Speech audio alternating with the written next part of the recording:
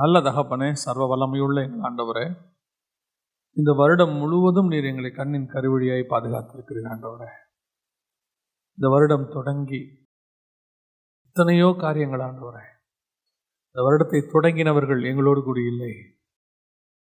எத்தனையோ போராட்டங்கள், உபத்திரவங்கள், வேதனைகள், அவை எல்லாவற்றையும் தாண்டி நீர் எங்களை ஆசீர்வாதமாகி வைத்திருக்கிற தயவுக்காய் ஸ்தோத்திரம். ஜீவனோடு கூட வைத்த தயவுக்காக உமக்கு ஸ்தோத்திரம். சுகபத்திரமாய் பாதுகாத்த தயவுக்காக உமக்கு நன்றி. கொஞ்ச நேரம் கர்த்தரை நம்ம நன்றி செலுத்துவோமா? நன்றி அறிதல் இருதயம் உள்ளவர்களாக இருங்கள் என்று வேதம் சொல்லுகிறது. கர்த்தர் செய்த நன்மைகளுக்கு நான் எண்ணத்தை செலுத்துவேன், ரட்சிப்பின் பாத்திரத்தை கையில் எடுத்துக்கொண்டு உம்மை தொழுது கொள்வேன் என்று சங்கீதக்காரன் சொல்லுகிறார். கர்த்தர் நமக்கு செய்த நன்மைகளை நினைச்சு பாருங்க. நாம நினைச்சிருக்கிறபடி பெரிய காரியங்கள் செய்யல நினைக்கலாம். ஆனா இந்த 11 மாசமும் நம்மளை ஜீவனோட வச்சாரு. 12வது மாதத்தை காணும்படி வச்சாங்களே. நம்ம கூட இருந்த எத்தனையோ பேர் இந்த வருஷத்தை ஆரம்பிச்சவங்க இப்ப இல்லை. எத்தனையோ பேர் ஹாஸ்பிட்டல்ல இருக்கிறாங்க, எத்தனையோ பேர் வேதனையில இருக்கிறாங்க, எத்தனையோ பேர் கடன் தொல்லையில, உபத்திரவத்துல, எத்தனையோ பிரச்சனைகள்ல இருக்கிறாங்க. ஆனா உங்களை என்னையும் தேவ சமூகத்துல வந்து உட்கார வச்சிருக்கிறாரு. கர்த்தருடைய பெரிய கிருபை. இதுக்கு நம்ம நன்றி செலுத்தணும். நாம கிடைக்காத காரியங்களுக்கு துக்கப்படுறதை விட தேவன் நமக்கு செய்த நன்மைகளுக்கு நாம நன்றி செலுத்துவோம். இஸ்ரவேல் ஜனங்கள் கிடைக்காததுக்காக முறுமுறுத்தாங்க.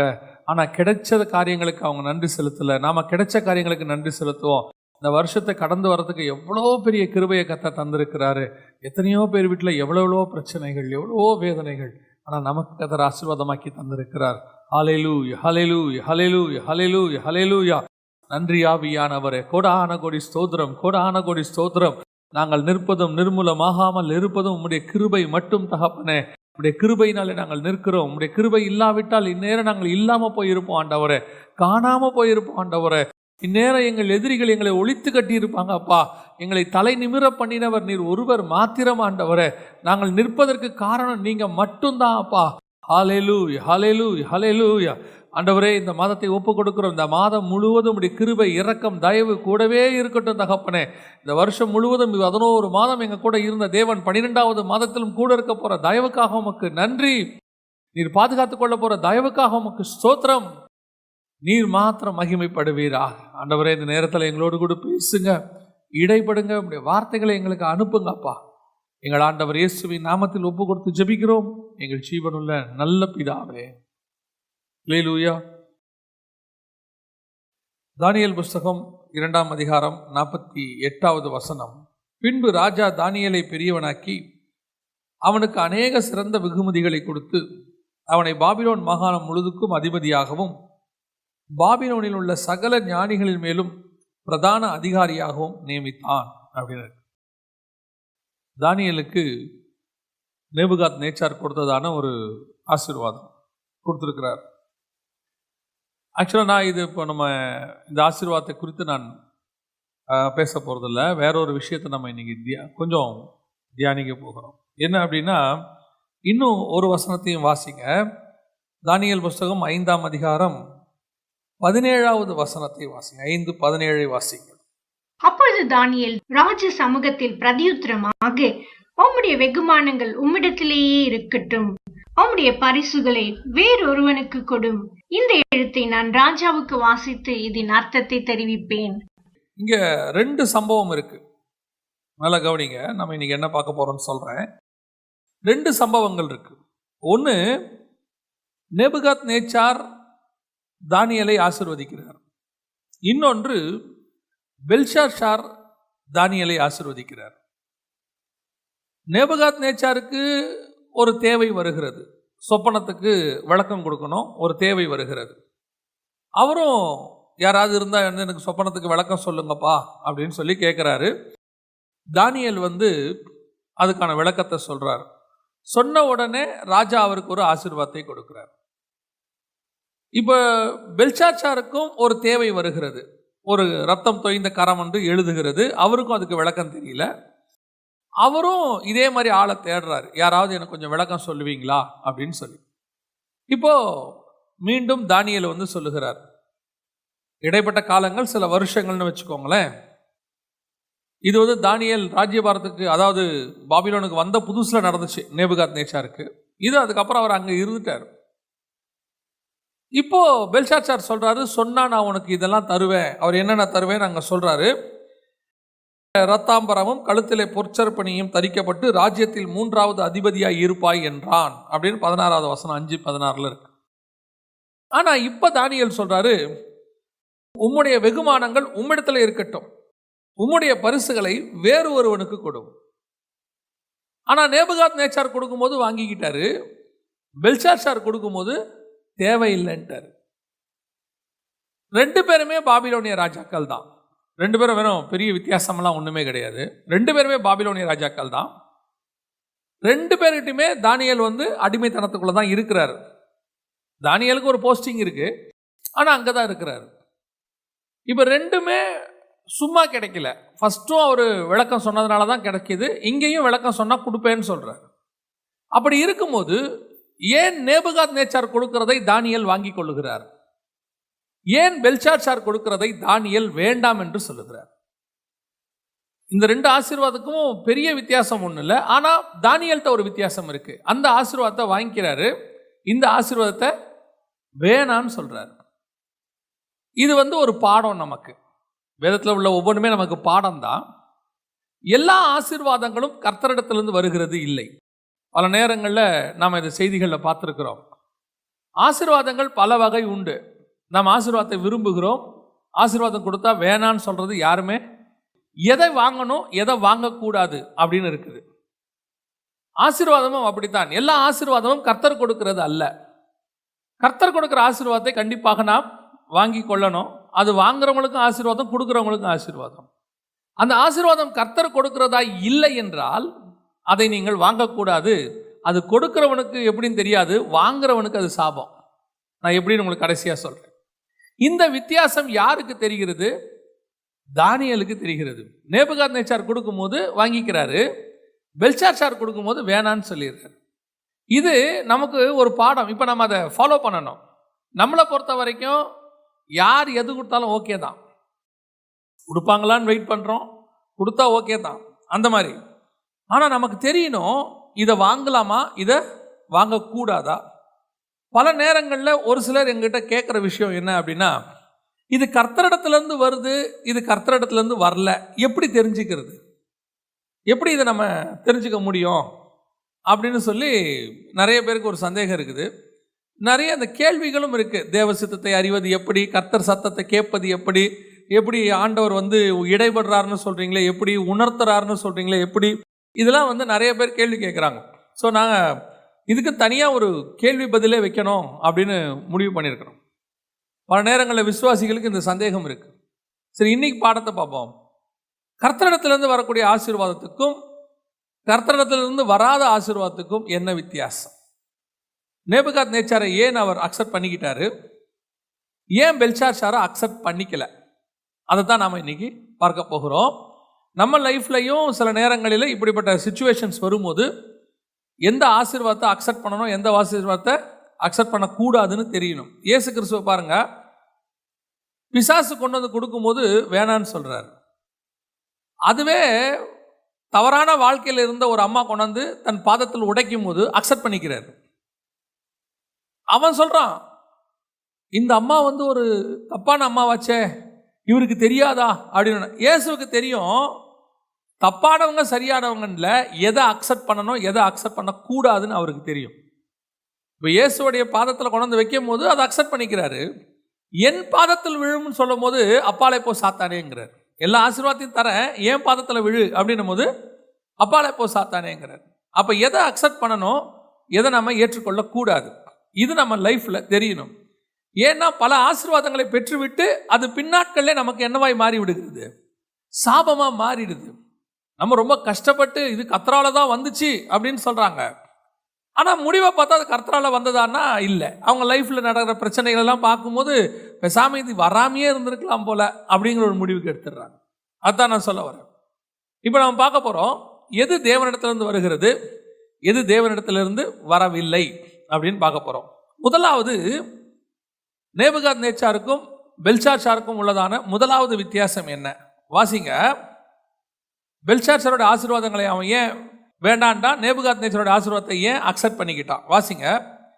2ஆம் அதிகாரம் தானியேல் புஸ்தகம் 47வது வசனத்தை வாசிங்க. 2:47 வாசிங்க. ராஜா தானியேலை நோக்கி, நீ இந்த மறைப்பொருளை வெளிப்படுத்தினபடியினால் மெய்யாய் உங்கள் தேவனே தேவர்களுக்கு தேவனும் ராஜாக்களுக்கு ஆண்டவரும் மறைப்பொருள்களை வெளிப்படுத்துகிறவருமாய் இருக்கிறார் என்றான். மறைப்பொருள்களை வெளிப்படுத்துகிறவருமாய் இருக்கிறார் என்றான். இந்த ஆசீர்வாதத்தை கொடுக்கிறதுக்கு முன்னாடி இந்த ஆசீர்வாதத்தை கொடுக்கிற நேபுகாத்நேச்சார் மனமு வந்து நம்முடைய தேவனை அறிந்து கொண்டு அந்த ஆசீர்வாதத்தை கொடுக்கிறார். இது அவன் நேபுகாத்நேச்சார் பாபிலோனிய ராஜாவா இருந்தாலும் அவன் மரம், கல்லு, பொண்ணு, வெள்ளியை வழிபட்டான்னு இருக்கு. அப்படி அவன் வழிபட்டாலும் கூட ஒரு இடத்துல அவனுக்கு நம்முடைய தேவனே மெய்யான தேவன் என்கிற அறிவு வருகிறது, அந்த வெளிப்பாடு வருகிறது. அந்த வெளிப்பாடு வந்த பிறகு கொடுக்கிற ஆசீர்வாதத்தை தானியேல் அக்செப்ட் பண்ணிக்கொள்றான். இதே ராஜா வெளிப்பாடு இல்லாமல் ராஜ ஆசீர்வாதத்தை, அவனுடைய உபச்சாரத்தை, அவனுடைய சாப்பாடை கொடுக்கும்போது அவன் வேணான்றான். என்னை விட்டுருங்க, இதுல இருந்து என்னை கொஞ்சம் வெளியே விட்டுருங்க, வேணான்றான். அதே நேரத்தில் இதே ராஜா தேவனை அக்செப்ட் பண்ணி கொண்ட பிறகு மெய்யான தேவன்னு பாதத்தில் விழுந்துட்டான். விழுந்த பிறகு வசனம் சொல்லுது, தானியேல் அந்த ஆசீர்வாதத்தை அக்செப்ட் பண்ணிக்கிறான்.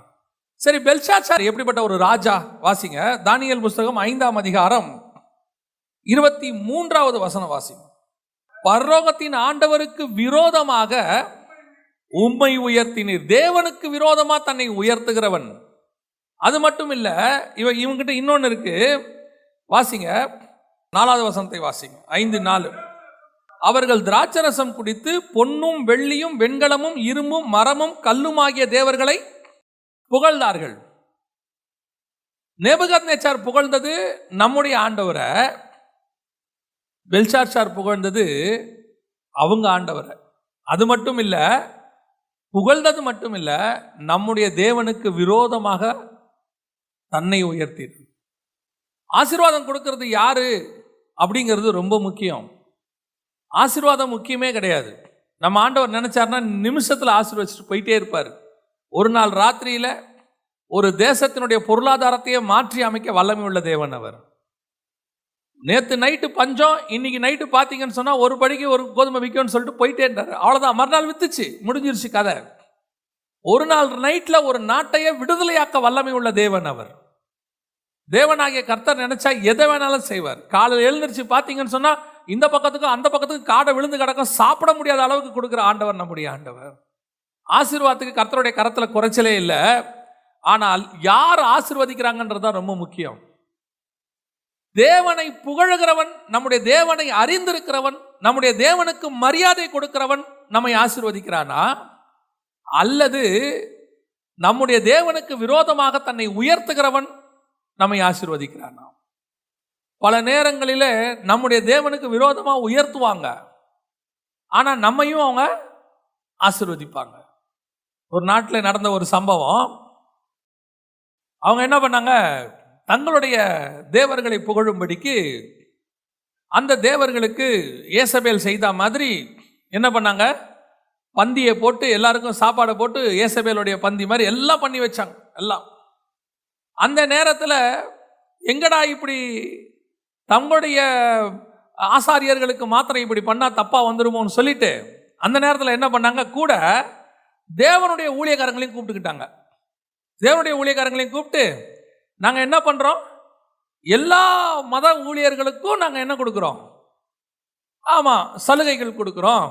ஏசபேல் பந்தியில் நீங்களும் வந்து உட்காந்துக்குங்க, தேவனுடைய தீர்க்கதரிசிகளும் வந்து என்ன செய்யுங்க, உட்காந்துக்குங்கன்னு சொல்லி கூப்பிட்டாங்க.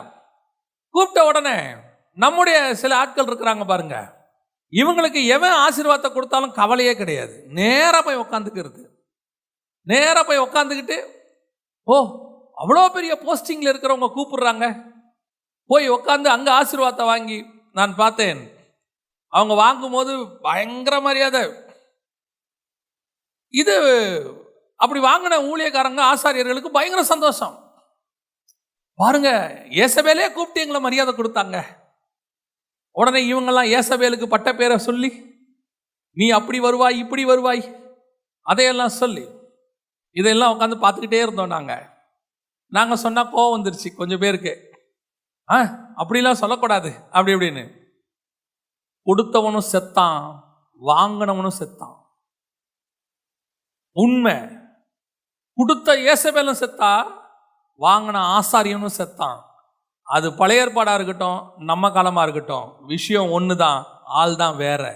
ஆனா நடந்தது உண்மை. நல்லா தெரிஞ்சுக்கொள்ளுங்க. நம்முடைய தேவனை புகழ்கிறவன் கொடுக்கிறது எவ்வளோ நல்லது. நம்முடைய தேவனை தூஷிச்சுட்டு நம்முடைய தேவனுக்கு விரோதமா செயல்படுகிறவன் வர ஆசீர்வாதத்தை ஒரு நாளும் வாங்கக்கூடாது.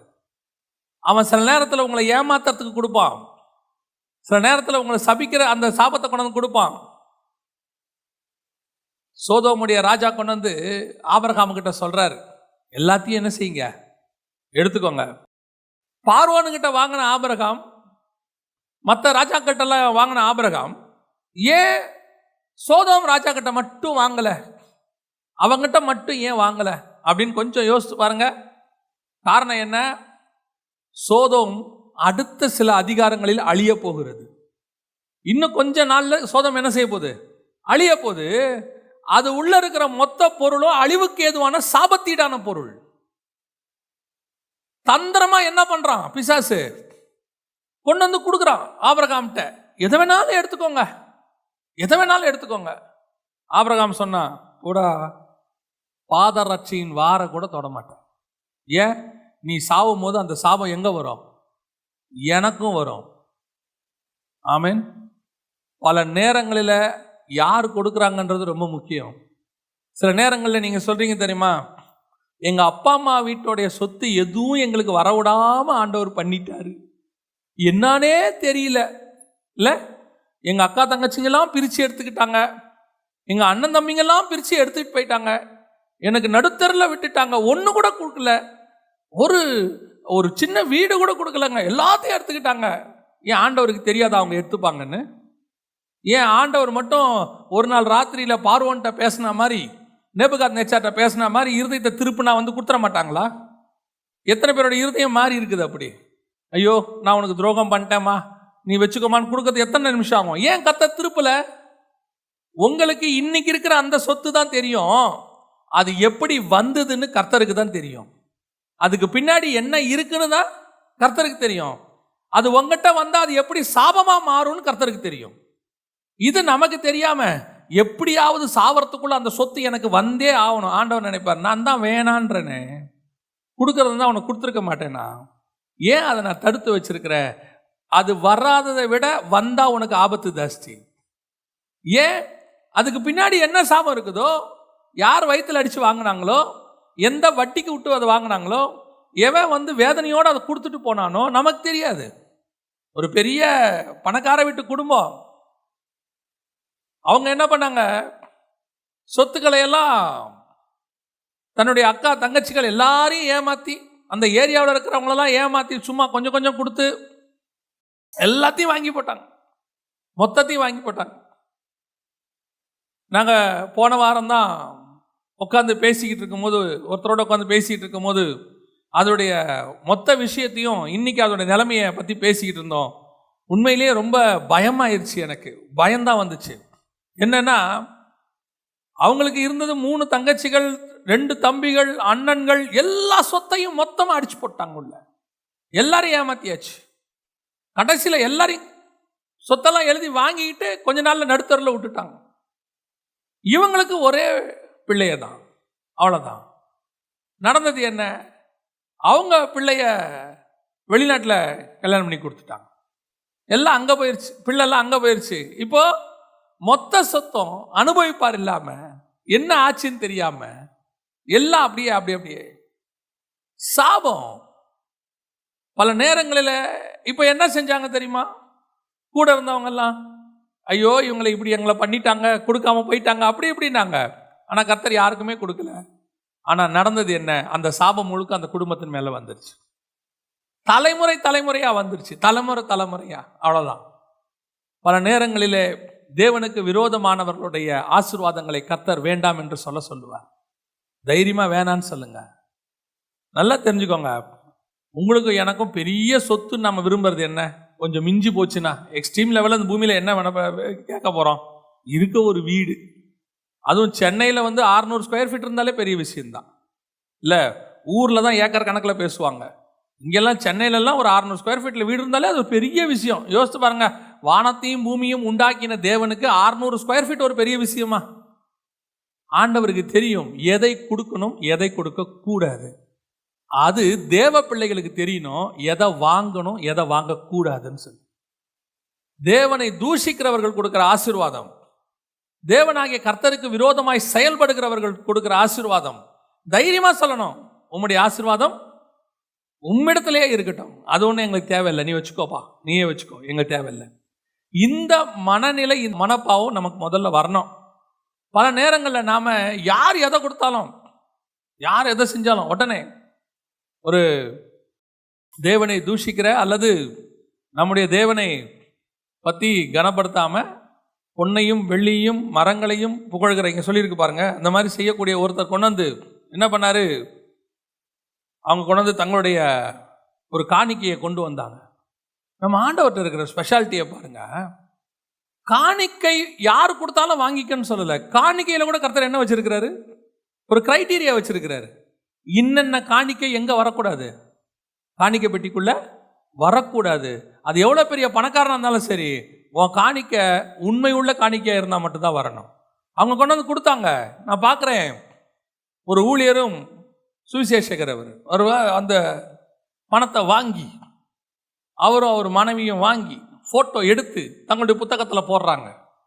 கொடுக்குறவங்க யாருன்னு கேட்டிங்கன்னு சொன்னால், மரமும் பொன்னும் வெள்ளியும், இந்த வசனத்தில் சொல்லியிருக்கு பாருங்க, மரமும் கல்லுமாகிய தேவர்களை புகழ்ந்தார்கள்னு. அப்படி புகழக்கூடிய செலிபிரிட்டி அவங்க கொடுக்கறத வாங்கி அதை ஒரு ஃபோட்டோவாக எடுத்து, நீ என்ன சொல்லணும், உம்முடைய ஆசீர்வாதம் உங்ககிட்ட இருக்கட்டும், ஏன் வாங்கக்கூடாதா? முதல்ல நீ ஆண்டவர் அறிகிற அறிவுக்கு வா, என் தேவன் மெய்யான தேவனை தெரிஞ்சுக்க. இன்னும் அவங்க எங்கே தான் இருக்கிறாங்க, அங்கே தான் இருக்கிறாங்க, பழைய பாவத்தில் இருக்கிறாங்க.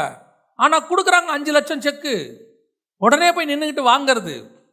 சொல்லணும், எங்களுக்கு வேண்டாம், எங்களுக்கு தேவை மனமாற்றம், எங்களுக்கு தேவை மனம் திரும்புதல்.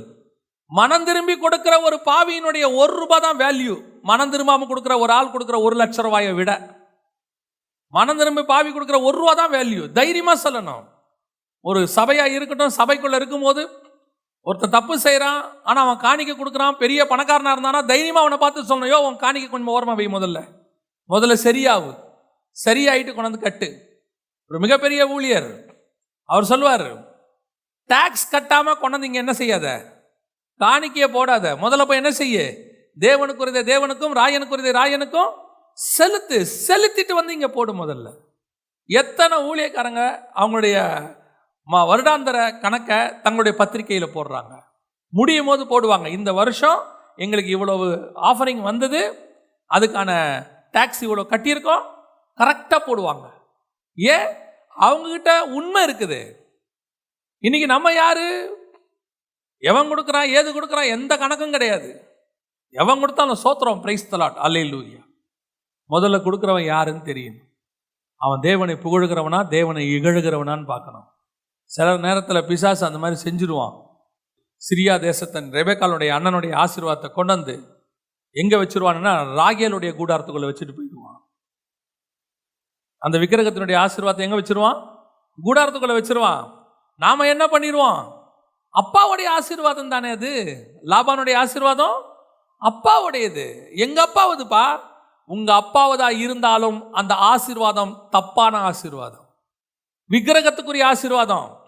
அது உன்னை கானானுக்கு போக விடாது, வழியிலேயே சாகடிச்சிடும். நிறைய பேருடைய வாழ்க்கையில் அதான் நடந்துகிட்டு இருக்குது. அப்பாவின் ஆசீர்வாதம், அம்மாவின் ஆசீர்வாதம், எங்களுடைய முற்பிதாக்களுடைய ஆசீர்வாதம், எங்க சொந்தக்காரங்கள் தானே, எங்களுடைய தம்பி தானே, அண்ணன் தானே, அக்கா தானே, தங்கச்சி தானே. ஆனால் அதுக்கு பின்னாடி இருக்கிற சாபம் என்ன என்பது யாருக்கு தான் தெரியும்? தேவனுக்கு தெரியும். அது உன்னை கானானுக்கு போக விடாது. வழியில் யோசிச்சு பாருங்க, எல்லாரும் புறப்பட்டாங்க, யாக்கோபு கூட.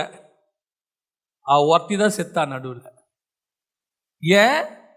கூடாரத்துக்குள்ள அப்பாவுடைய தீட்டான காரியம், சாபத்தீடானது உள்ளே இருந்தது, விக்கிரகம் இருந்தது. அவன் என்ன சொல்ல முடியும்? அதுக்கு என்ன ஒரே ஒரு விஷயம் அவங்ககிட்ட என்ன சொல்லுவா? இது எங்க அப்பாவுதுங்க, இதுல என்ன மிஸ்டேக் இருக்கு? அப்பாவதாக இருந்தாலும் அது இன்னொரு தேவனுடையது. அப்பாவு தான் இல்லையாங்கிறது முக்கியம் இல்லை, என் தேவன் தான் இல்லையாங்கிறது தான் முக்கியம். இன்னைக்கு அல்லேலூயா. எப்பவுமே கேர்ஃபுல்லா இருந்து கொள்ளுங்க. ஆசீர்வாதம் தைரியமா சொல்லுங்க. தப்புன்னு தெரியுதா, வேணான்னு சொல்லுங்க. சொல்லி பாருங்களேன். அந்த வைராகியத்துக்கே கர்த்தர் அதை விட 100 மடங்கு உனக்கு கொடுத்து ஆசீர்வதிப்பார். அந்த வைராகியத்துக்கு கர்த்தர் உன்னை ஆசீர்வதிப்பார். எனக்கு ஒரு சகோதரனை தெரியும். தன்னுடைய தாய் தவறான முறையில் சம்பாதிக்கிறாங்கன்னு தெரிஞ்ச உடனே அவர் செய்ததான ஒரு காரியம், ஒரு நாள் தன் தாயினிடத்தில் சொன்னார், இனி நான் உங்க கூட இருக்க மாட்டேன், உங்களுடைய பணம் தப்பான பணம், நான் இனி உங்க கூட இருக்க மாட்டேன், நீங்க ஆஃபீஸில் லஞ்சம் வாங்குறீங்க எனக்கு தெரிஞ்சிருச்சு, நான் இனி உங்க கூட இருக்க மாட்டேன் அப்படின்னு சொல்லிட்டு போயிட்டாரு. இன்னொரு மகன் அந்த லஞ்ச பணத்தை சந்தோஷமாக அனுபவிக்கிறவனாக இருந்தான்.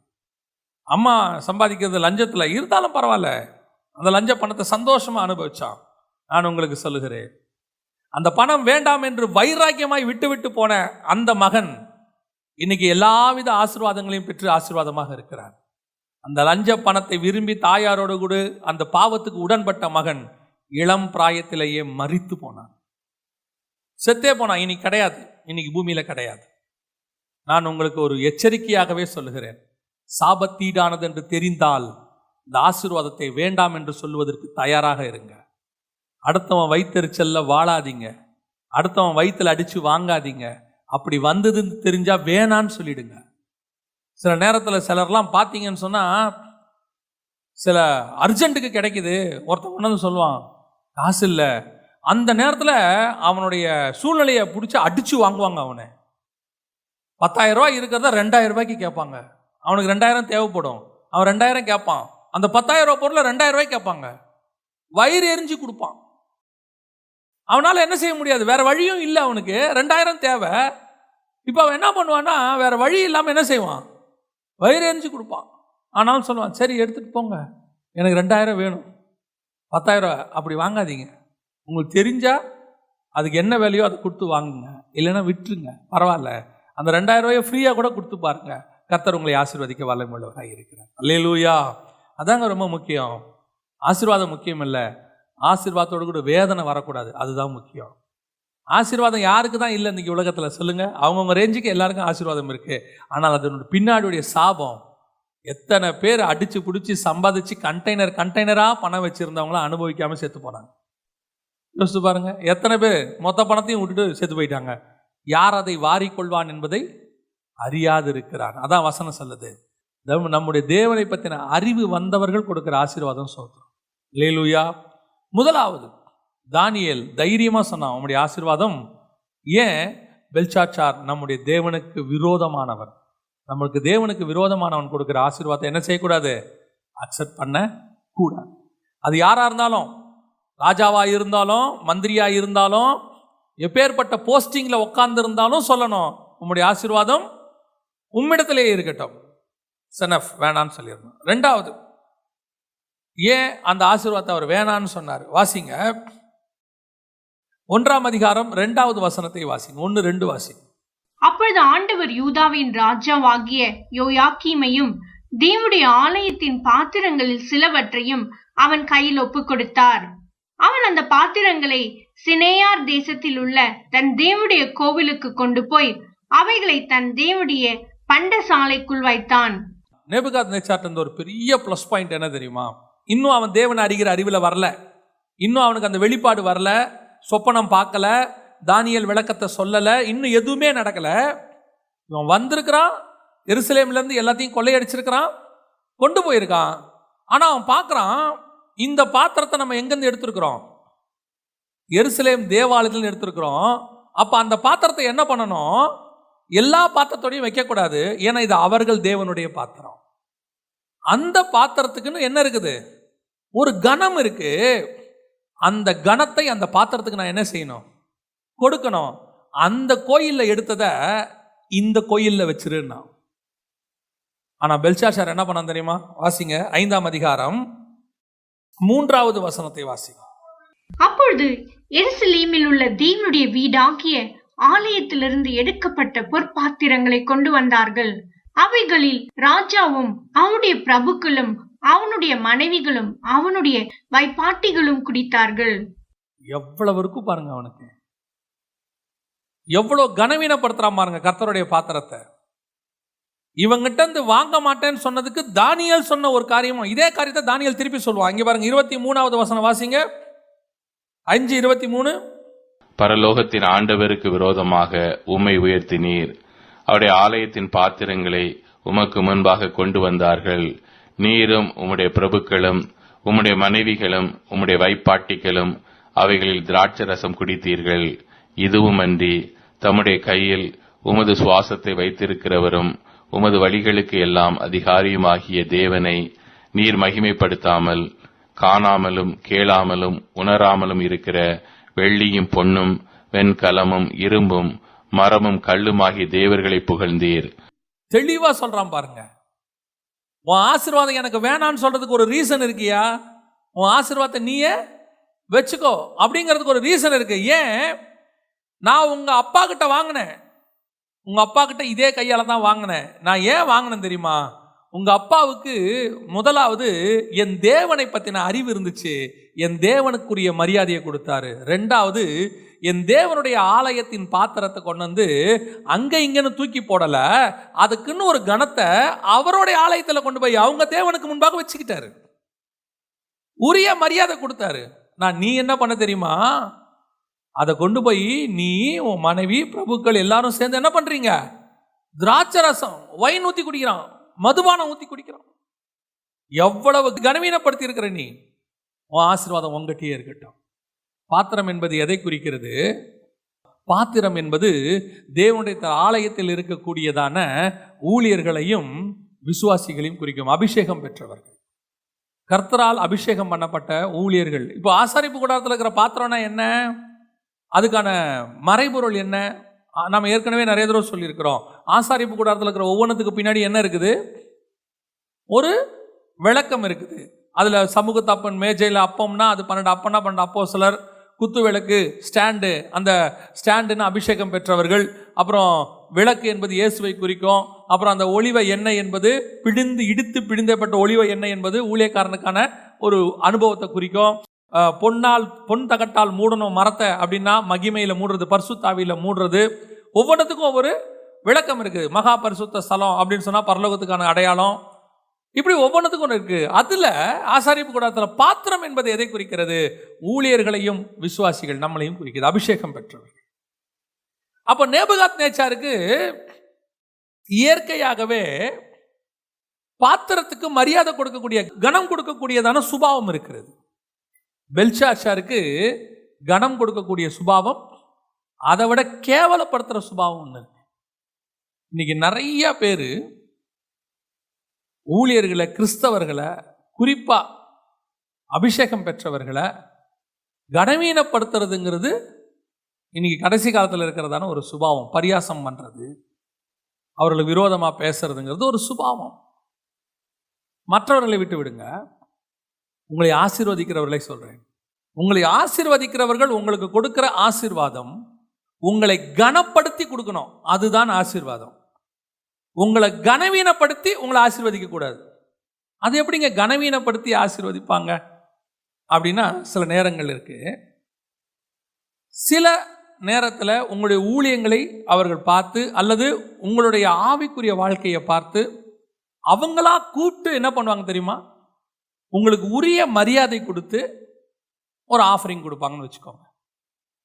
பல நேரங்களில் உங்களுக்கு வரக்கூடிய ஆசீர்வாதம் கனத்தோட வருகிறதா கனவீனத்தோடு கூட வருகிறதான்னு பார்க்கணும். உங்களுக்கு ஒருத்தன் கொடுக்கும்போது உங்களை கூப்பிட்டு சந்தோஷமா கொடுக்கணும், உற்சாகமா கொடுக்கணும், இவரை கனப்படுத்தணும்னு கொடுக்கணும். வேதனையா கொடுக்கக்கூடாது. வந்துட்டாரா இந்த ஆளுக்கு ஒவ்வொரு மாசமும் முதல் வாரம் ஆனா இந்த ஆள் வந்துருவார். அப்படி ஒரு குரூப் இருக்கு. அவங்களும் கொடுப்பாங்க, ஆஃபரிங் கொடுப்பாங்க. ஆனா எப்படி கொடுப்பாங்கன்றது கொடுக்குறவங்களுக்கு தான் தெரியும். அவர் வேற வருவார். வீட்டார யோசிக்கிறான், இவர் வேற முதல் வாரத்தில். எனக்கு ஒரு சில போதகர்களை தெரியும், அவங்க சொல்லுவாங்க, நான் ஹவுஸ் விசிட்டிங் போனால் ஆஃபரிங் வாங்கவே மாட்டேன்பாங்க. எனக்கு ஒரு சில ஊழியர்கள் அவங்க சொல்லுவாங்க, நான் ஹவுஸ் விசிட்டிங் போனால் ஆஃபரிங் வாங்கவே மாட்டேன். ஏன்? நான் அதுக்கு தான் வரேன். நாம் என்ன பண்ணிடுவோம், அடுத்த மாதம் முடிவு பண்ணிடுவான். எப்போ யார் சொன்னாலும் நீ சர்ச்சில் வந்து போடு, நான் வந்தது உனக்கு ஜெபம் பண்ண வந்தேன். இப்போ உன்னை நான் விசிட் பண்ண வந்தேன். என் விசுவாசி நீ ஸ்பிரிச்சுவலி கரெக்டாக இருக்கியான்னு செக் பண்ண வந்திருக்கிறேன். அடுத்த மாதம் நான் வரும்போது நீ என்ன நினச்சிருவ? ஓ, போன மாதம் நம்ம ஆஃபரிங் கொடுத்தோன்ட்டு பாஸ்டர் கரெக்டாக 3ஆம் தேதி கிளம்பிட்டாரா அப்படின்ட்டு. அதனால் நிறைய ஊழியக்காரங்க சொல்லுவாங்க, நான் ஹவுஸ் விசிட்டிங் போனால் என்ன வாங்க மாட்டேன், ஆஃபரிங் வாங்க மாட்டேன். அவங்க தங்கள் மேல் உள்ள அபிஷேகத்தை அவர்கள் காத்துக்கொள்ள விரும்புகிறார். வாங்கக்கூடாதுங்கிறது சட்டம் இல்லை. அவங்க என்ன செய்கிறாங்கன்னா, எனக்கு வரக்கூடிய ஆஃபரிங் எப்படி வரணும், ஒரு கனத்தோட வரணும். என் பாத்திரத்தை கனவீனப்படுத்துகிறவங்கிட்ட எனக்கு ஆஃபரிங் அவசியமே கிடையாது. நீ என்னை அவமானப்படுத்தி எனக்கு ஒரு ஆஃபரிங் கொடுக்க வேண்டிய அவசியம் இல்லை. இது கனவீனமான ஆஃபரிங். இப்படி ஒரு ஆஃபரிங் அவசியமே கிடையாது. கொடுக்கும் போது உன் மேல் உள்ள அபிஷேகத்தை மரியாதையாய் அவன் மதித்து கொடுக்கணும். கொடுக்கணும்னு ஆசைப்பட்டு கொடுக்கணும். ஆசைப்படுறது மட்டுமல்ல, உன் அபிஷேகத்துக்கு ஒரு கனம் இருக்கு. பாத்திரத்துல திராட்சை ரசத்தை ஊத்தி குடிச்சிட்டு நான் உனக்கு பொற்பனை சரணிடுறேன், நீ ராஜ்யத்துல 3ஆவதா இருப்ப அப்படின்னு உடனே தானியேல் சொல்றான், வச்சுக்கடா எல்லாத்தையும். நீ உங்க அப்பா எப்படி கொடுத்தான் தெரியுமா ஆசீர்வாதத்தை? பரலோகத்தின் தேவனை புகழ்ந்து கீழே விழுந்து அவரை தவிர ஒரு தேவன் இல்லைன்னு சொல்லி தானியேலை எல்லாருக்கும் மேலாக உயர்த்தி பாத்திரத்தை கொண்டு போய் எங்க வச்சானா? ஆலயத்துல வச்சு கனப்படுத்தி ஆசீர்வாதத்தை கொடுத்தான். அதுதான் ப்ரொசீஜர். உங்களை கொடுக்கறத கர்த்தரை கனப்படுத்தி கொடுக்கணும். உங்களை கனப்படுத்தணும், உங்க அபிஷேகத்தை கனப்படுத்தணும். முதல்ல ஒன்று நீங்க தெரிஞ்சுக்கோங்க, அது ஊழியக்காரனுக்கு மட்டும் இல்லை, விசுவாசிக்கும் சொல்றேன். உங்க மேல உள்ள அபிஷேகத்தை நீங்க முதல்ல மரியாதை கொடுங்க. உங்க அபிஷேகத்துக்கு நீங்க மரியாதை கொடுங்க. அப்பதான் அடுத்தவன் மரியாதை கொடுப்பான். இது ஊழியக்காரனுக்கு மட்டும் பொருந்தாது, விசுவாசிக்கும் பொருந்தும். விசுவாசியும் ஒரு தேவை வந்த உடனே நீங்க என்ன பண்றீங்க? அடுத்து இமிடியேட்டா சர்ச்சில் அந்த பிரதரை கேட்போமா, இந்த சிஸ்டரை கேட்போமா, அவங்கெல்லாம் காரில் வராங்க, அவங்கள கேட்டால் கண்டிப்பாக கிடைக்கும். எவன் சொன்னா? உங்களை விட அவன் தான் பிரச்சனையில் அதிகமாக இருக்கான். உங்கள் வண்டிக்கு 50 ரூபாய்க்கு பெட்ரோல் போடலாம், காருக்கு 50 ரூபாய்க்கு பெட்ரோல் போட முடியாது. போய் நின்று பெட்ரோல் பங்கில் 50 ரூபான்னா அவன் எப்படி எட்டி பார்ப்பான் அவனு? நீங்கள் 50 ரூபாய்க்கு போடணும்னா அவன் 500 ரூபாய்க்கு போடணும். உங்கள் 50 ரூபாய்க்கு பிரச்சனைனா அவனுக்கு 500 ரூபாய்க்கு பிரச்சனை இருக்கு. நீங்கள் நினச்சிக்கிறீங்க காரில் வர்றவர் அந்த சிஸ்டர் பார்த்தீங்களா, அவங்க கட்டுற சாரியே 3000 ரூபாய் இருக்கும். அவங்கக்கிட்ட கேட்டோம்னா கண்டிப்பாக கொடுக்கும். அந்த சிஸ்டர்கிட்ட அந்த ஒரு சாரி தான் இருக்கும். உங்ககிட்ட 500 ரூபாய்க்கு 50 இருக்கும். அது 3000க்கு ஒன்றை வச்சுக்கிட்டு அதையே தான் கட்டிக்கிட்டு வரும், வேற இல்லை. நம்ம நினச்சிக்கிறோம்.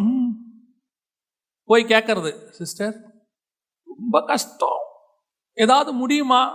அவன் சொல்ல முடியாம அவன் திருப்பி சொல்ல முடியாதுல்ல, உங்களோட ரொம்ப கஷ்டம், நாங்கள் பார்க்கத்தான் இப்படி இருக்கோம், பலன்னு உள்ள பப்பரப்பான் இருக்கோம், உங்களுக்கு எங்கள் வீடை பற்றி தெரியாது அப்படின்னு சொல்ல முடியுமா அவங்ககிட்ட போய்? இல்லை, இவங்க என்ன பண்ணுவாங்க, ஓகே சிஸ்டர், பட் இப்போ நம்மக்கிட்ட ஒன்றும் இல்லை. உடனே வெளியே வந்து என்ன சொல்கிறது தெரியுமா? ஆளுங்க தான் நல்ல பெரிய காருங்க வச்சுருக்கு, போனால் ஒரு 2000 ரூபா கூட ஈவிரக்கமே இல்லை, உனக்கு கொடுக்கணும்னு என்ன? நீங்கள் யாரை கேட்கணும்? நீங்கள் ஆண்டவரை கேளுங்க. நீங்கள் ஆண்டவர்கிட்ட கேளுங்க, கர்த்தர் கனப்படுத்துவார். நான் சொல்கிறேன், ஆண்டவர் ஒருத்தனை தெரியப்படுத்தி அனுப்புறதுக்கு 5 நிமிஷம் ஆகாது. ஒரு சிஸ்டரு ராத்திரி ஆண்டவர்கிட்ட ஜெபம் பண்ணியிருக்காங்க, காலையில் அரிசி இல்லை, ஆண்டவரே எனக்கு அரிசி கொடுங்க. மறுநாள் காலையில் பார்த்தீங்கன்னா நம்ம சபையிலேருந்து இன்னொரு சிஸ்டர் கதவை தட்டி ஆண்டவர் உங்களுக்கு கொடுக்க சொன்னார்னு 5 கிலோ அரிசி கொடுத்துருக்காங்க. இவங்க ஆண்டவர் அவங்களுக்கு கொண்டு போ, அவர்கள் அரிசி இல்லாமல் இருக்கிறார்கள், பஞ்சத்தில் இருக்கிறாங்க அப்படிலாம் சொல்லலை. இவங்களுக்கு 5 வந்தோடனே சரி அந்த சிஸ்டருக்கு ஒரு 5 கிலோ கொடுப்போன்னு இவங்க சாதாரணமாக போகிறாங்க. அங்கே விஷயம் வேறு. போனவொடனே கட்டி பிடிச்சிட்டு அழுதாங்களாம், ஐயோ எனக்கு இல்லை, ஆண்டவர் ஆசீர்வதிச்சார். ஆண்டவர் உண்மையில் உள்ள அபிஷேகத்தை கனப்படுத்தி உனக்கு கொடுப்பார். நீ யார்கிட்டையும் கையேந்திர நிலைமைக்கு போக விட மாட்டார் ஆண்டவர். அது கனவீனம். இதில் வேற நம்ம சொல்கிறோம். ஒரு முறை ஒரு அங்கிள் எனக்கு சொல்லி கொடுத்தாங்க, உண்மையிலேயே அந்த அங்கிள் நீதிமான். அவர் இன்ஜினியராக இருந்தார், அவர் இப்போ இல்லை, ஆண்டவருக்குள்ள நித்திரை அடைஞ்சிட்டாரு. நீதிமான் அவர். ஒரு முறை, ஏன்னா அவர் எந்த ஒரு விஷயத்தையும் கரெக்டாக பேசுவார். அவர்கிட்ட நான் இருக்கும்போது ஒரு நாள் சொன்னார், ஒரு சபை விசுவாசி வந்தாங்க ஜெகன், பிள்ளைக்கு ஃபீஸ் கட்டணும்னு சொல்லி 50,000 ரூபா கேட்டாங்க. நான் சொல்கிறது 1990களில். அப்போவே 50,000 ரூபா. அவங்க பிள்ளை ஏதோ ஒரு காலேஜில் என்னவோ படிச்சிச்சு. கேட்க வந்தாங்க. நானும் கொடுக்கலான்னு முடிவுக்கு வந்துட்டேன். அவங்க ஒன்று செஞ்சாங்க ஜெகன், அதனால் நான் கொடுக்காம விட்டுட்டேன்னு சொன்னார். என்ன பண்ணாங்க அங்கிள்னு கேட்டேன். உட்காந்து பேசிக்கிட்டே இருந்தாங்க. திடீர்னு எழுந்திருச்சு என்ன பண்ணாங்க, என் காலில் விழுந்தாங்க. திடீர்னு எழுந்துச்சு. விசுவாசி, அபிஷேகம் பெற்ற விசுவாசி, ஒரு சபையில் ஊழியத்தில் இருக்கக்கூடிய விசுவாசி, டக்குன்னு காலில் விழுந்தாங்க. காலில் விழுந்துட்டு, பிரதர் உங்களை விட்டால் எனக்கு வேற வழியே இல்லை பிரதர்னு கேட்டார். அந்த நிமிஷம் முடிவு பண்ண இவருக்கு தரக்கூடாதுன்னு சொல்லி. ஏன்? எப்போ நீ தேவனை தவிர மற்றவனை காலில் விழுந்தையோ, எப்போ உன் அபிஷேகத்தை நீ கனவீனப்படுத்தினியோ உனக்கு கிடையாது. நீ ஒரு சகோதரனா என்னை கேட்க வந்தது கூட தப்பு கிடையாது, ஆனால் காலில் விழுந்த பாரு, அது பெரிய தப்பு. உன் அபிஷேகத்துக்கு முதல்ல நீங்கள் யார் கொடுக்கணும்? நீங்கள் கனம் கொடுக்கணும். நீங்கள் கொடுத்தாதான் அடுத்தவன் கனம் கொடுப்பான். உன் அபிஷேகத்தை கனவீனப்படுத்துகிறவன் கொடுக்குற ஆசீர்வாதம் விருதா. சில நேரங்களில் வீட்டிலேருந்து சண்டை போட்டுக்கிட்டு வந்துடுவோம். இயேசுக்காக வீட்டிலேருந்து என்ன பண்ணிடுவோம்? சண்டை போட்டு வந்துடுவோம். ஆண்டவர் என்னை பார்த்துப்பார் அப்படின்ட்டு. அவங்களும் வீட்டை விட்டு விரட்டி விட்டுருவாங்க. ஆகட்டும், என்ன நடக்குது பார்ப்போம் அப்படின்ட்டு. அவங்க வேறு சொல்லி வேற அனுப்புவாங்க, நீ போகிற நடுத்தரில் தான் நிற்க போகிற. இதெல்லாம் சொல்லியே அனுப்புவாங்க. ஏன்னா இது ஆசீர்வாதத்துக்கான ஒரு வார்த்தை. அது என்னை பொறுத்த வரைக்கும், எவனாவது உங்களை நீ உருப்பட மாட்டேன் அப்படின்னா ஆசீர்வதிக்கிறான்னு அர்த்தம். Praise the Lord. நல்ல வேளை நீ சும்மா அனுப்பியிருந்தா கூட ஆண்டவர் கம்முன்னு இருந்திருப்பாரு. நீ உருப்பட மாட்டேன்ட்டல்ல, நீ சொல்லிட்டல்ல, நீயே கர்த்தர் ஆசீர்வதிச்சிருவார். ஒரு நாள் இல்லை ஒரு நாள் நீ என்ன ஆவரப்பாரு. ஓ அப்படியா? ஆண்டவர் சொல்வார், ஒரு நாள் இல்லை ஒரு நாள் நீ என்ன ஆவரப்பாரு, நல்லா ஆக்கிடுவார். அப்படி இருக்கும்போது சிலர் என்ன பண்ணுவாங்கன்னா, அவங்க வீட்டில் சொத்து பிரிப்பாங்க. அக்கா தங்கச்சிங்களுக்கு இவங்களுக்கு என்ன பண்ண மாட்டாங்க, கொடுக்க மாட்டாங்க. இவங்க போய் சண்டை போட்டுக்கிட்டு நிற்பாங்க. ஏன் பங்கு எங்க? நீ தான் எல்லாம் வேணான்ட்டு வந்துட்டல்ல, உன்னை அவன் மதிக்கல, நீ இயேசுவை ஏற்றுக்கிட்டேன்னு விரட்டி விட்டான்ல, அன்னையோட அவன் வேணான்னா அவன் சொத்தும் வேணாம், அவங்ககிட்ட வர ஆசீர்வாதமும் வேணாம். அந்த வைராக்கியம் உனக்கு வரணும். அங்கே போய் சண்டை போடுறது. இன்னும் கொஞ்சம் பேர் கேஸ் போடுறது. நான் இயேசுவை ஏற்றுக்கிட்டேங்க, ஆனால் எனக்கு உரிமை இருக்கா இல்லையா? இல்லை இல்லை. எப்போ நீ இயேசுவை தகப்பனா ஏற்றுக்கிட்டு வந்துட்டியோ அன்னையிலேருந்து உனக்கு சொத்து கொடுக்க வேண்டிய ஒருத்தர் மேலே இருக்கிறார். அவர் கொடுப்பார் எல்லாம். திருப்பி போய் எங்கே நிற்கக்கூடாது, அவங்ககிட்ட போய் கையேந்தக்கூடாது. இதுதான் உன் அபிஷேகத்தை நீ கனவீனப்படுத்துறது. சிலர் என்ன பண்ணுவாங்க தெரியுமா, இவன் கேஸ் போட்டு பிரச்சனை பண்ண போறான்டா, கொடுத்து தொலைங்க அவனுக்கு ஒரு பாக்கம்பாங்க. இது என்ன ஆசீர்வாதம்? இதுதான் பெல்சாட்சார் ஆசீர்வாதம். எடுத்துட்டு போய் தொலை. பாத்திரத்தை கனவீனப்படுத்துறான். நான் சொன்னா இல்லையா, ஒரு நாள் நீ என்கிட்ட வருவேன்னு, வந்துட்டியா அப்படின்னு சொல்லி கொடுப்பான். அது தேவையில்லை.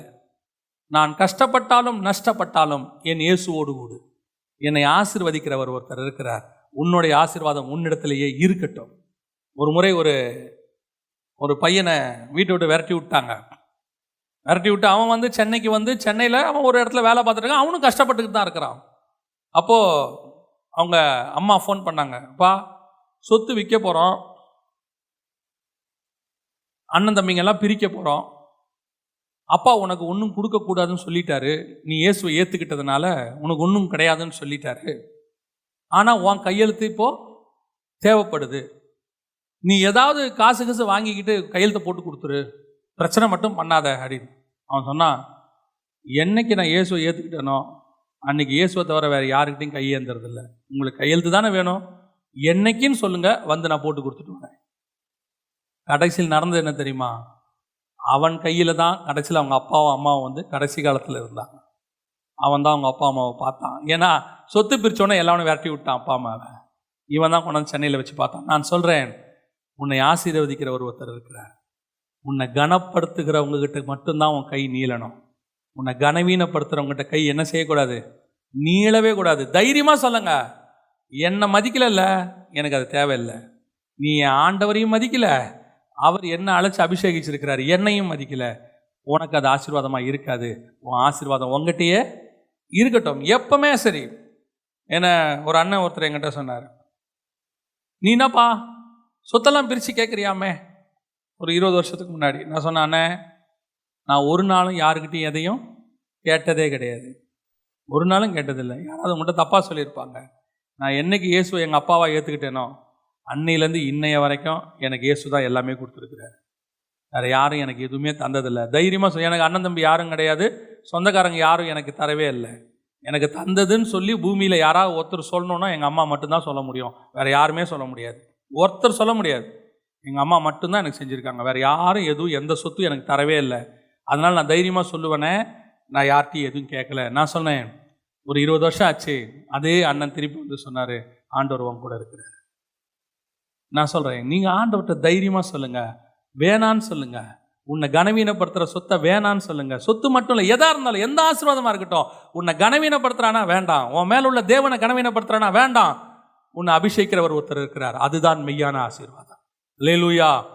கடைசியாய் தானியேல் செய்தது என்ன?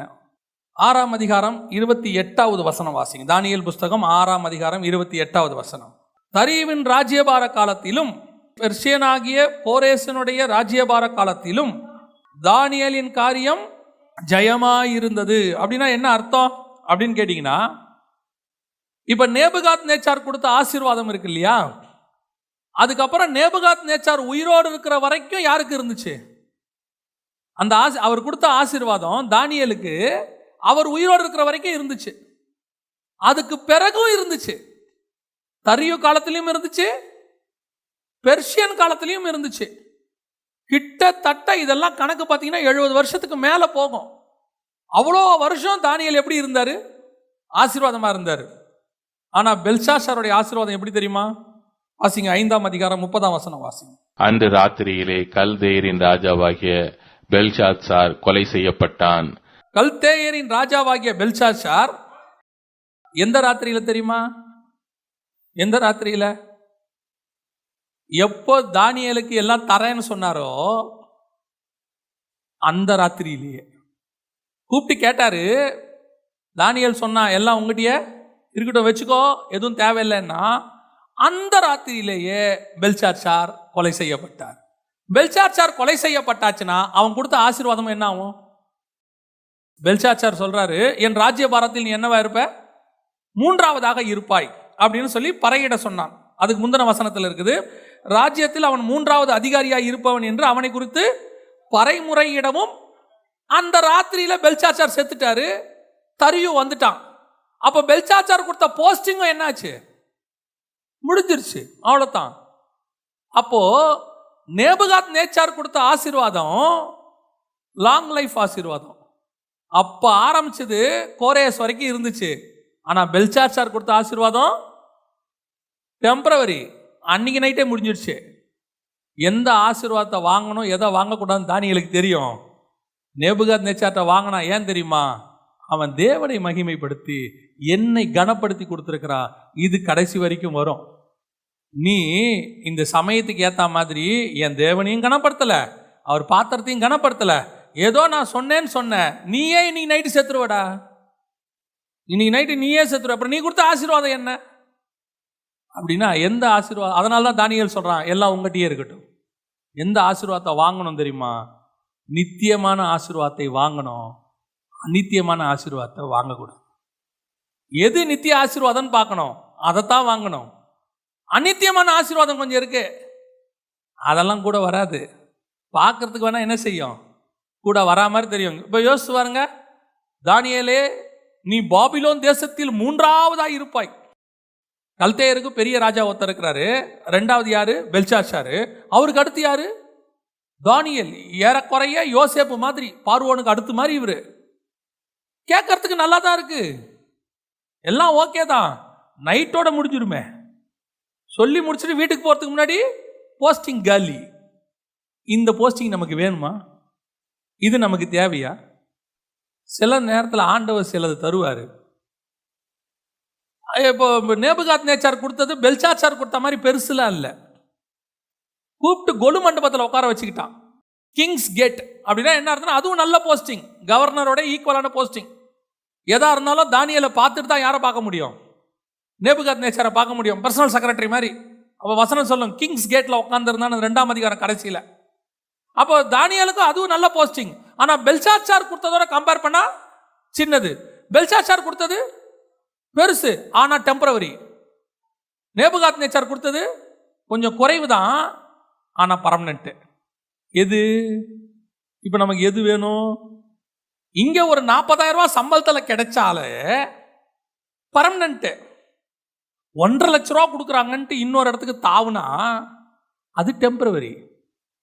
இப்ப நம்ம எங்க சில ஆட்களுக்கெல்லாம் இந்த டெம்பரவரி பிளெஸிங்கை பார்த்த உடனே அதை பண்ண. ஆண்டவர் கொடுக்கிறது சில நேரத்தில் நம் பார்வைக்கு குறைவாக இருந்தாலும் கர்த்தர் கொடுத்தால் அது பெர்மனன்ட். அதை தான் அக்செப்ட் பண்ணணும். மனுஷன் சில நேரத்தில் பிசாசு ஆசை காட்டும். இயேசுகிட்ட சொல்றான், உலகத்தின் மகிமையும் அந்த ராஜ்யமும் கொடுக்கப்படுகிறது, வேணுமா? இயேசு சொல்லியிருந்தாருன்னா இவங்க கூட அவரும் நரகத்துக்கு போயிருக்கணும்.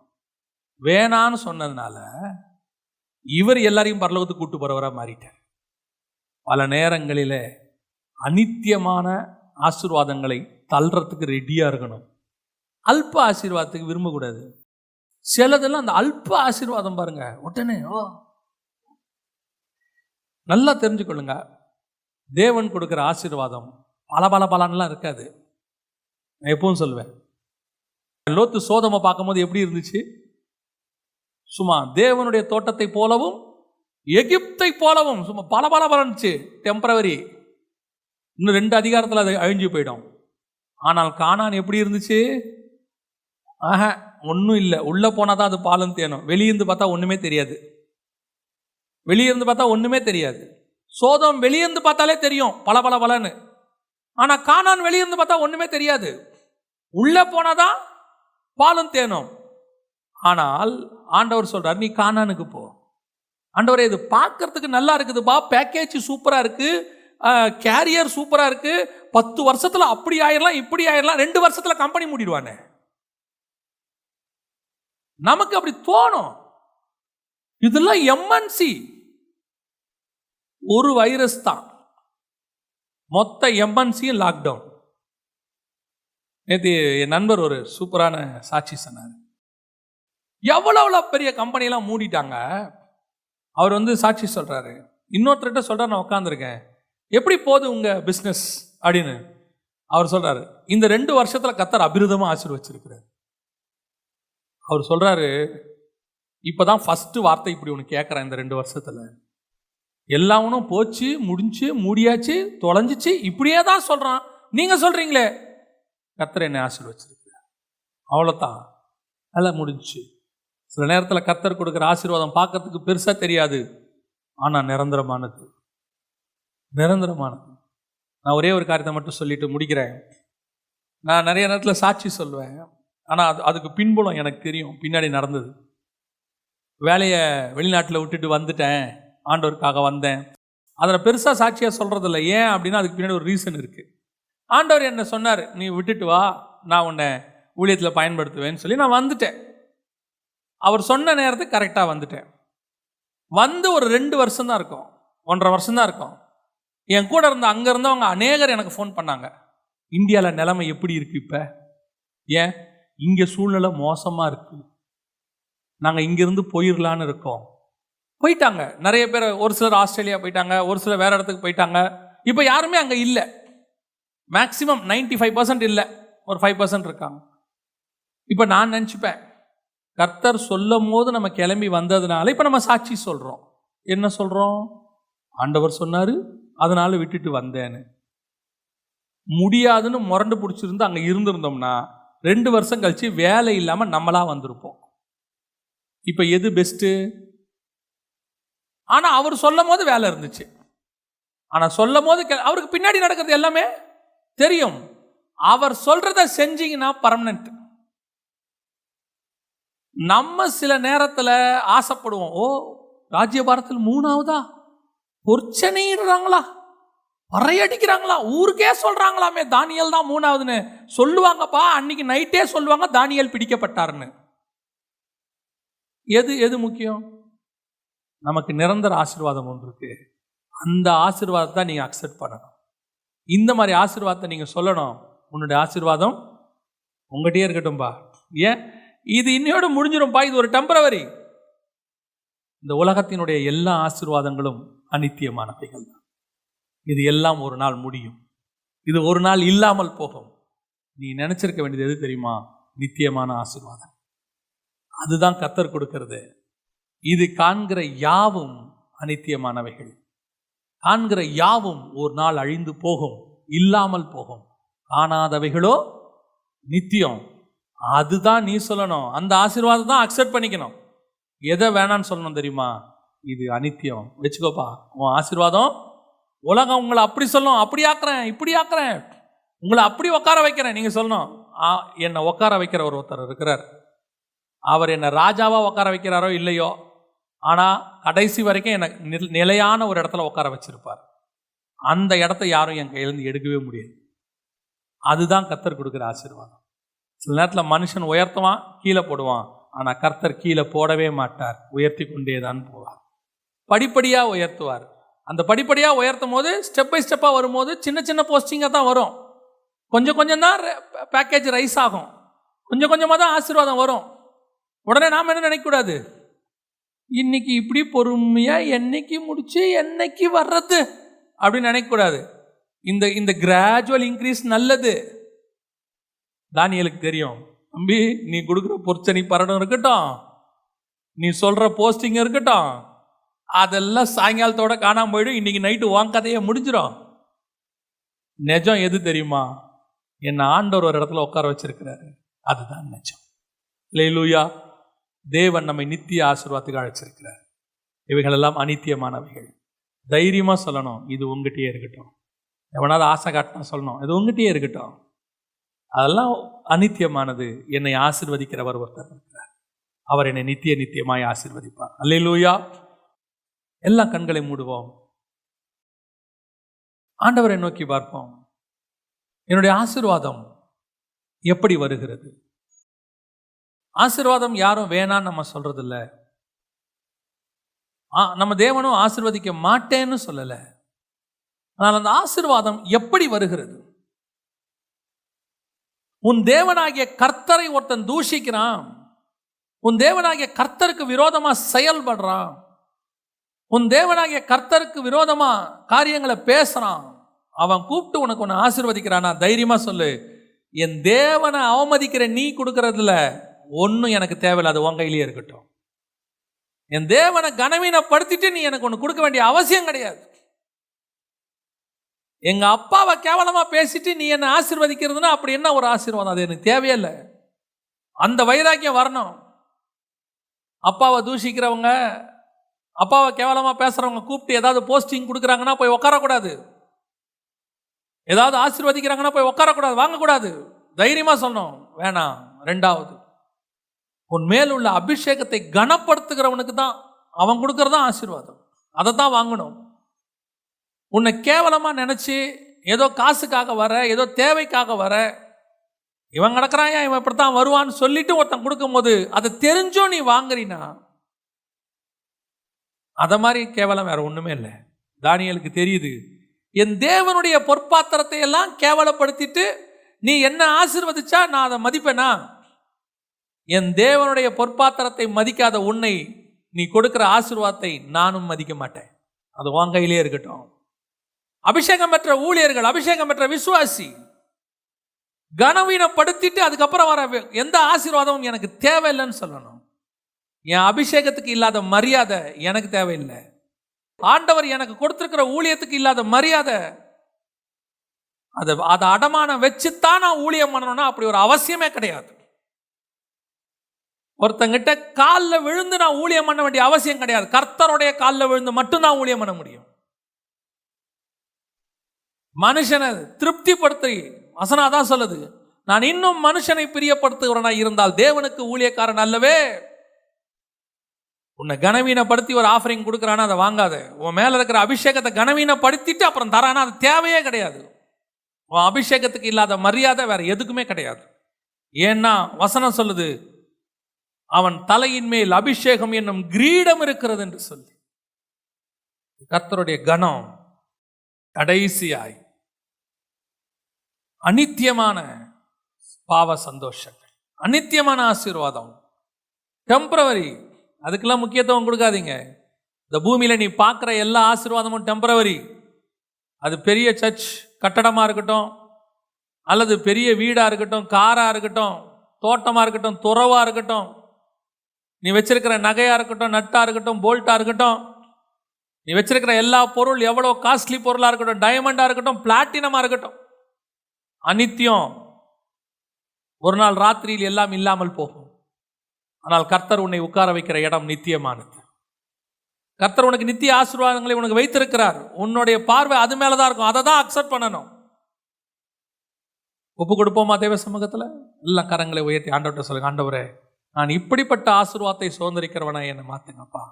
ஆசீர்வாதம் வாயை பிளந்துக்கிட்டு ஓடுறவனா இல்லை ஆண்டவரே, கையை ஏந்திக்கிட்டு ஓடுறவனா இல்லை ஆண்டவரே, ஓடி போறவனா இல்லை ஆண்டவரே. நீர் கொடுக்கிற ஆசீர்வாதத்துக்கு காத்திருந்து பெறுகிறவனாய் நான் மாறவேன். மனுஷனுக்கு முன்பாக ஏந்துகிற கரங்கள் அல்ல, மனுஷனுக்கு முன்பாக கொடுக்கிற கரங்களா எங்களுடைய கரங்களை மாற்று. சர்வ வல்லமையுள்ள எங்கள் தகப்பனே, கிருபையுள்ள கரத்துல தாழ்த்துகிறோம் ஆண்டவரே. எங்களை இம்மட்டும் நீர் ஆசீர்வாதமா தான்ப்பா வச்சிருக்கிறீங்க. எங்களுக்கு ஒரு குறைவு இல்லப்பா. எங்களை நல்லா வச்சிருக்கிறீங்க ஆண்டவரே, சந்தோஷமா வச்சிருக்கிறீங்க ஆண்டவரே, பிள்ளையாவே எங்களை வச்சிருக்கிறீங்க ஆண்டவரே. எங்களை இம்மட்டும் நீர் ஆசீர்வதித்த தயவுக்காக உமக்கு நன்றி. மகிமையுள்ள கரத்துல தாழ்த்துகிறோம் எங்கள் ஆண்டவர் இயேசுவின் நாமத்தில் பிதாவே.